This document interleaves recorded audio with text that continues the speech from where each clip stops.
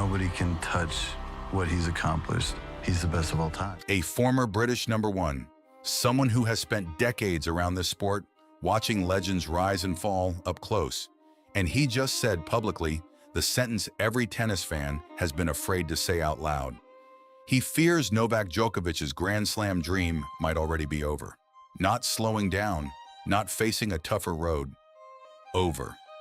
Stick around, because the reasoning behind this claim goes a lot deeper than one bad loss. And by the end of this video, you might understand exactly why he's saying it now. Let's set the scene. For 20 years, nobody has been able to definitively say the words Novak Djokovic is finished and be right about it. Every time he's been written off, after injuries, after slumps, after younger stars started stacking Grand Slam titles, he's come back and proven the doubters wrong.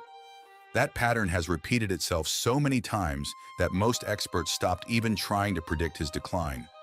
But something about this moment feels different, and it's not coming from a random online pundit chasing clicks. It's coming from a former British #1, someone with real credibility inside this sport, someone who has watched Djokovic's entire career unfold from a position of genuine expertise. And what he said this week wasn't a passing comment. It was a direct public warning that the sport might be watching the final chapter of Djokovic's Grand Slam story play out right now, whether we're ready to accept it or not. So what's the actual reasoning here? Because a claim this heavy needs more than just a hunch behind it. The argument centers on one brutal, simple fact. The gap between Djokovic and the two players now standing above him has stopped looking like a phase and started looking permanent. Since his last Grand Slam title back at the 2023 US Open, Djokovic has reached major semifinal after major semifinal, only to be turned away by the exact same two names over and over again. Sinner, Alcaraz, the two players who have essentially built a wall around the finals of every Grand Slam for the last 2 years. And the specific worry isn't really about age on its own. Plenty of players have competed deep into their late 30s. The worry is about the combination, a body that needs longer to recover, playing against two rivals who are both at the absolute peak of their physical primes, in an era where those two aren't slowing down anytime soon. And this is where the argument gets hard to dismiss. Djokovic needed 5 hours just to get past Felix Auger-Aliassime at this Wimbledon, a brutal, grinding battle that would have drained a player half his age. 2 days later against Sinner, there was almost nothing left in the tank. Straight sets, no real resistance in the closing stages. That's not a one-off. That pattern, a hard-fought early or middle-round battle followed by a flat, energy-less performance against the very best players, has started showing up more and more over the last 18 months. And every time it happens, it adds more weight to the argument that this isn't bad luck. It's simply what happens to a 39-year-old body being asked to do something almost no one in tennis history has managed to do at this age. Here's what makes this specific warning land differently than the ones that came before it. This isn't coming from someone reacting emotionally to a single bad match. It's coming from someone with a long career of watching this sport up close. Someone who's presumably seen enough legends fade to recognize the signs when they actually start to show up for real. Before we go any further, we have to be honest about something. Djokovic's career is basically a graveyard of premature obituaries. After his early exits in 2017 and 2018, people said he was finished. He came back and won 3 of the next 4 Grand Slams. After COVID controversies threatened to derail his career entirely, people said his best years were behind him. He went on to win multiple more majors and reclaim the world #1 ranking. Every single time, over 2 decades, the people predicting his decline have eventually had to eat their words. So there's a very real, very fair question hanging over this entire story. Why should anyone believe this warning is any different from the dozens that came before it and turned out to be completely wrong? Here's the argument for why this one might actually hold up. Every previous prediction of Djokovic's decline came during stretches where he was still winning majors, or at worst losing to players in their absolute prime who would go on to define an era themselves. Nadal, Federer, players operating at his own generational level. This is different.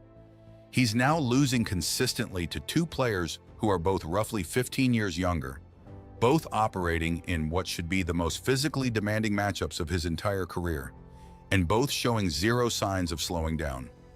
It's not one great rival standing in his way anymore. It's two at the same time, both getting better every single season, while Djokovic's body has less and less room to keep adapting. And here's the uncomfortable math nobody wants to say out loud. Djokovic is 39. By the time the next Wimbledon rolls around, he'll be 40. No man has ever won a Grand Slam singles title at that age in the Open era. Not one. That's not pessimism. That's simply the historical record, which means every single tournament from here forward isn't just another shot at history. It might genuinely be one of his last realistic windows to add to that Grand Slam total at all. Let's take the pessimistic case seriously one more time, because dismissing it outright would be intellectually lazy.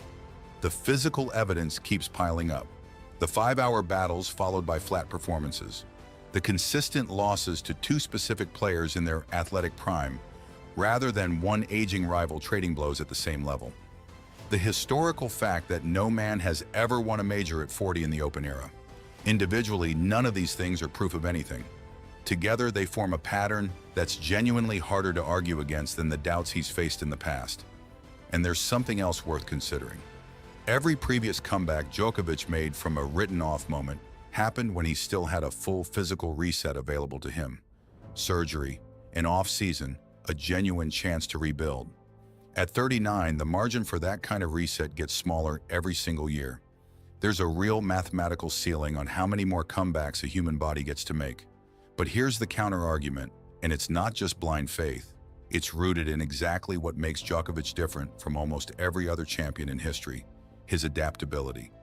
Djokovic has changed his diet, his training methods, his mental approach, and even his coaching team multiple times throughout his career, specifically to extend his window at the top. He's not someone who's coasted on natural talent alone. He's built an entire system around squeezing every possible year out of his career. Betting against that level of obsessive self-optimization has been a losing bet for almost everyone who's tried it over the last decade. And the "I'm not chasing anyone" response we covered earlier isn't just defiance for its own sake. It reflects a mindset that's carried him through every previous end-of-the-road narrative. Total, unwavering belief that he still has more to give, right up until the moment his body actually proves otherwise. So here's the real question. Is this the first accurate prediction of Djokovic's decline in a career full of wrong ones? Or is it simply the loudest version yet of a story that's been told and disproven more times than anyone can count? Because if this warning turns out to be right, we may be watching the final Grand Slam chances of one of the greatest careers the sport has ever seen play out in real time, right now, without most fans even realizing it. So where does this actually leave Novak Djokovic? A former British #1 has said publicly what a lot of fans have been afraid to say, that this might genuinely be the end of his Grand Slam chase. The numbers back up real concern, the physical patterns back up real concern, and the historical record is not on his side at 39 years old, heading toward 40. But betting against Novak Djokovic has been one of the worst bets in modern sports history for almost 2 full decades. Every previous obituary written for his career has eventually had to be quietly deleted. Maybe this warning finally gets it right. Or maybe, a year from now, we're making a video about how he proved everyone wrong one more time. What we do know is this: the next handful of Grand Slams aren't just tournaments for Djokovic anymore. They're the answer to a question the entire tennis world is now asking out loud, whether he wants them to or not. So here's what we want to know from you. Do you think this is finally the real end of Djokovic's Grand Slam dream? Or is this just the latest doubt he's about to disprove, like he always has? Drop your take in the comments, because we genuinely want to know if you think this time is different. If you believe Djokovic still has at least one more major left in him, smash that like button. If you think the numbers finally don't lie this time, let us know why down below. And if you don't want to miss how this story actually plays out, because every tournament from here forward just became must-watch for this exact reason, make sure you're subscribed with that notification bell turned on. Thanks for watching. This has been Tennis Zora, and we'll see you in the next one.